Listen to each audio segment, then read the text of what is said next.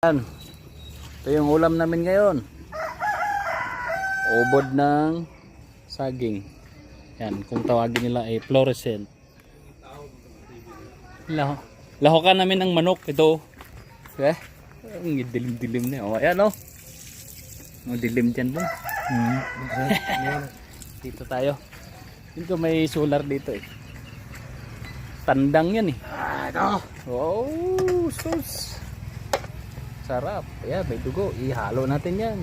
Sandagon ka lang yun. Oh, sige. Parang medyo adobo, no?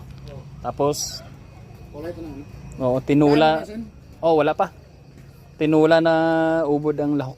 Yan. Sarap to eh. Lalo pag may munggo, kasi wala tayong munggo eh. Kaya hanap po muna ako ng luya, bawang, tsaka sibuyas, bong. Hanap muna ako, tsaka bitsin. Wala na yan.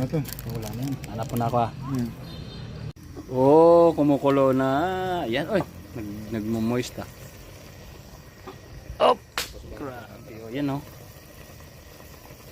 Chicken. Mamaya, yung ubod ng saging, ilahok na natin.